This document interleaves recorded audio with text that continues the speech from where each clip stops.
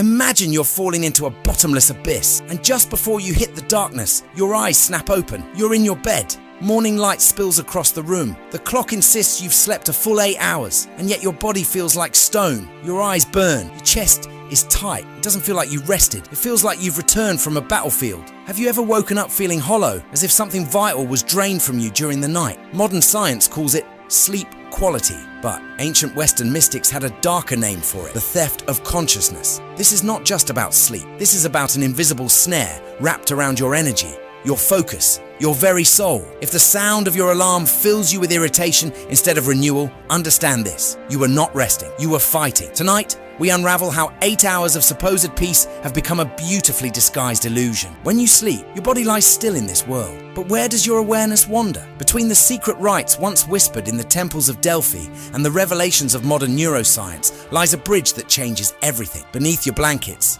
a hidden drama unfolds. Are you ready to confront a truth that could change the way you face every morning? Listen carefully. What you're about to hear may make you rethink the meaning of going to bed. The real problem is not your body. It is the restless mind that continues its labor long after your muscles surrender. Science tells us that during REM sleep, the brain burns as brightly as it does in waking life. But here's the twist. If you carry the anxieties of the day, the noise of endless scrolling, the dread of tomorrow into the night, your consciousness keeps processing them in the dark. It's like placing a machine into sleep mode, while corrupted programs devour power in the background. The Stoic philosophers warned of this fragmentation of the mind, a scattering of inner order. When you dream of fear or conflict, your body releases the same stress signals it would during real danger: cortisol, adrenaline. Your heart races in the dark. Your muscles tighten beneath the sheets. By morning, the exhaustion you feel is not physical, it is emotional depletion. Your spirit spent the night wrestling shadows you refuse to face in daylight. We live in a civilization that treats sleep as a biological pause, when it was meant to be a sacred restoration.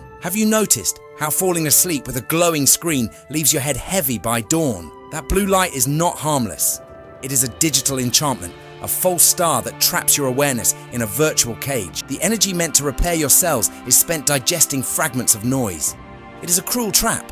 We seek comfort and awaken more fatigued than before. So how do we escape this labyrinth? Is there a way to sleep so that not only the body, but the soul awakens renewed? There are mornings when you rise feeling as though some unseen force siphoned your strength. In the ancient mystery schools of Egypt, this was not called simple fatigue. It was described as the draining of vital essence. When we sleep, we are surrounded by a subtle field, a luminous shield the Greeks believed was woven by the fates themselves.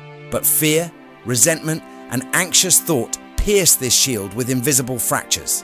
Science names it stress. The ancients called it a breach in the armor of consciousness. During sleep, the soul journeys. If the mind is not at peace, awareness descends into lower realms, the shadowed territories the Greeks associated with the deeper layers of the underworld, where unresolved fears echo and distorted desires take form. That is why you remain in your bed all night, yet wake as if you have wandered through caverns of Hades. This is the sleep trap. We lock our doors against the outer world, yet leave the gates of the mind wide open. Through them, the mental noise of the age invades our most private sanctuary. The energy meant to restore your cells is squandered in phantom battles. Remember this: you're not merely flesh and bone, you're condensed energy. Night is the hour meant to recharge that force. But if the conduit is corrupted, what use is remaining plugged in? In the deepest hours of darkness, we are closest to the cosmic order that governs Olympus and the stars, if only we know how to open the gate correctly. Long before modern laboratories, the Orphic initiates spoke of a state beyond dreaming, a depth they called the silent sea, a realm without images, without thought, only profound stillness. Today, most of us remain trapped in the realm of dreams, chasing illusions spun by our own restless minds. The sages taught that true restoration comes only when the soul brushes the source of all order, the same primordial void the Greeks called chaos before creation took shape. To reach it, a bridge is required. The ancients practiced a sacred discipline, a conscious descent into SL,